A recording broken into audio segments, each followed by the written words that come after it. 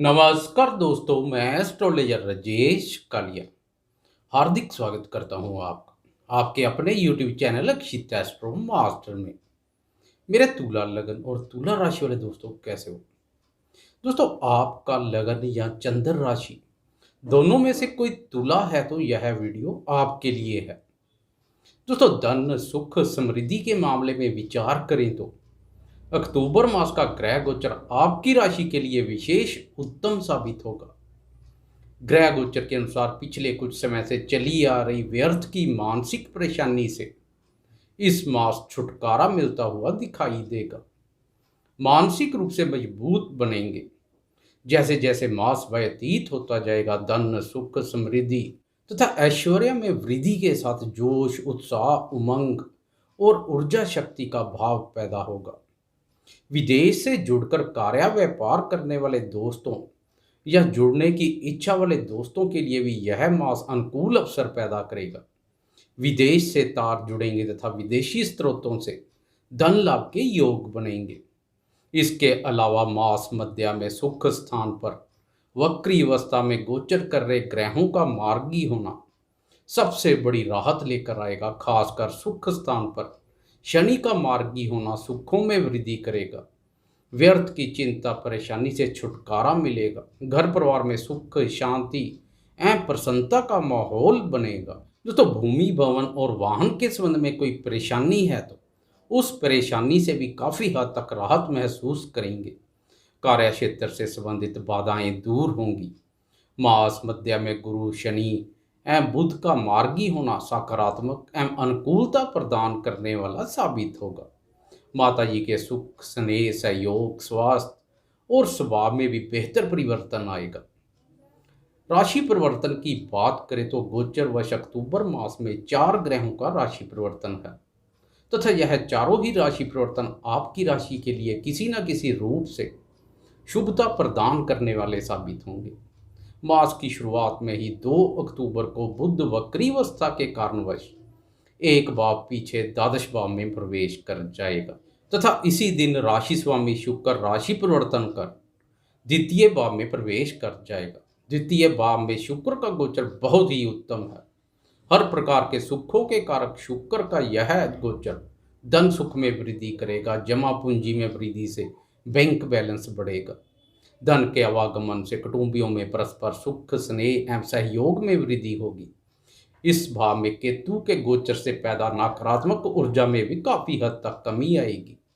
केतु के प्रभाव से बनी कर्कश वाणी में अब कोयल जैसी कोमलता एवं मधुरता देखने को मिलेगी।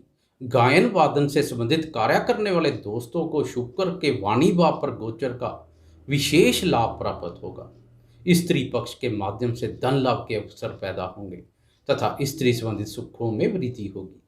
राशि स्वामी और अष्टम भाव के स्वामी के रूप में शुक्र का धन भाव पर गोचर उत्तम है।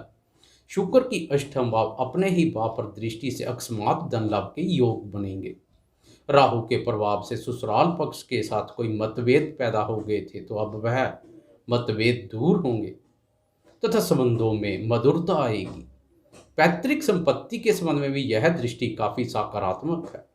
कुल मिलाकर शुक्र का राशि परिवर्तन अनुकूल रहेगा। बात करें बुध की तो द्वादश भाव के स्वामी बुध का द्वादश भाव पर ही गोचर विपरीत राजयोग का निर्माण करेगा। विदेश में संबंध स्थापित होंगे। संचार भाव के स्वामी गुरु की दृष्टि के फलस्वरूप यह संबंध संचार के माध्यम से भी स्थापित हो सकते हैं। सोशल मीडिया से संबंधित दोस्तों के विदेश में नए संपर्क बनेंगे तथा नेम और फेम में वृद्धि होगी। व्यापार कारक बुध की द्वादश भाव पर मजबूत स्थिति व्यापारी दोस्तों के लिए भी बहुत उत्तम है। खासकर वह जो विदेश से जुड़कर कार्य व्यापार करते हैं या अपने व्यापार का विस्तार घर से दूर या विदेश तक करने के इच्छुक हैं, उनके लिए बुध का गोचर काफ़ी सकारात्मक है। दोस्तों, विदेश संबंधी अधूरे पड़े कार्यों को पूर्ण करने के लिए समय अनुकूल रहेगा।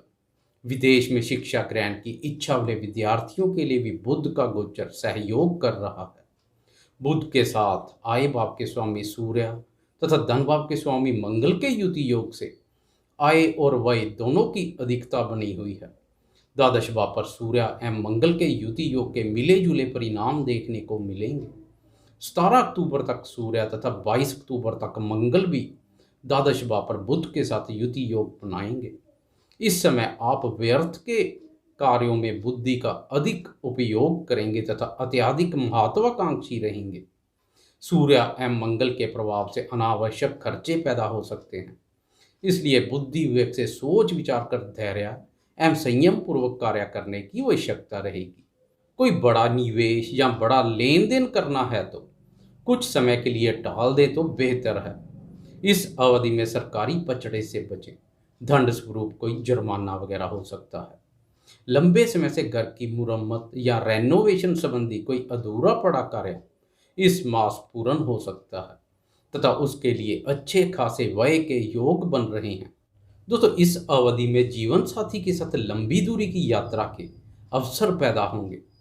धर्म पर आस्था रखने वाले दोस्तों के लिए यह यात्रा धर्म से संबंधित हो सकती है। दान पुण्य या परोपकार से संबंधित कार्यों पर भी इस अवधि में कुछ व्यय करेंगे। फालतू के खर्चों पर लगाम लगाने की अधिक आवश्यकता रहेगी। 17 अक्टूबर को सूर्य राशि परिवर्तन कर प्रथम भाव में प्रवेश कर जाएंगे, अर्थात आपकी राशि में प्रवेश कर जाएंगे। आपकी राशि सूर्य की नीच राशि भी है। सूर्य का नीच तब होना और उस पर शनि की दृष्टि सूर्य की स्थिति को कुछ कमजोर बना रही है। यह स्थिति आपके क्रोध, आवेश और अहम में वृद्धि करेगी।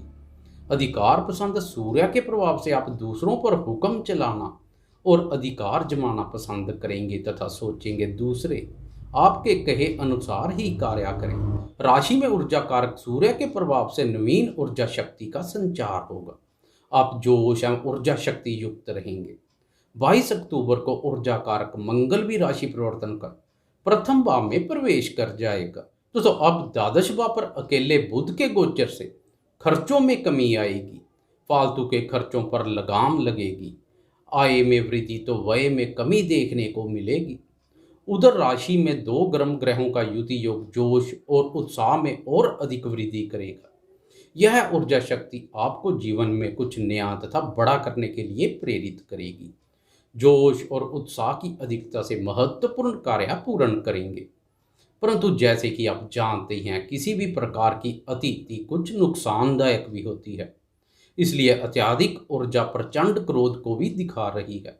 इस समय क्रोध की अधिकता का स्वास्थ्य पर विपरीत प्रभाव पड़ सकता है। कार्य क्षेत्र के कुछ कार्य भी बाधित हो सकते हैं। क्रोध के वशीभूत होकर जीवन साथी के साथ मतभेद पैदा हो सकते हैं। इसलिए जोश एवं ऊर्जा शक्ति का लाभ उठाने के लिए अपने क्रोधी और उग्रतापूर्ण स्वभाव पर नियंत्रण की आवश्यकता रहेगी। तो बात करें गुरु एवं शनि की, तो चतुर्थ भाव पर पिछले कुछ समय से दोनों का वक्री अवस्था में गोचर सुख शांति को प्रभावित किए हुए था। घर परिवार में सुख शांति की कमी महसूस हो रही थी। पारिवारिक सदस्यों में परस्पर मन मुटाव बढ़ता ही जा रहा था। शश योग और नीच भंग राय योग का शुभ परिणाम भी शून्य था, परंतु अब अक्टूबर मध्य में ग्रहों का मार्गी होना सकारात्मक परिणाम लेकर आएगा। घर परिवार और कार्य क्षेत्र में पुराने मतभेद एवं गिले शिकवे दूर होंगे। तालमेल में वृद्धि होगी। अपने जिम्मेदारियों के प्रति आप गंभीर रहेंगे। परिवार में खुशियों का प्रवेश होगा। मास के अंत में जोश, उत्साह, उमंग और प्रसन्नता के साथ नवंबर मास में प्रवेश करेंगे। दोस्तों, आपको यह वीडियो कैसी लगी? लाइक, शेयर, कमेंट और सब्सक्राइब करना ना भूलें। धन्यवाद।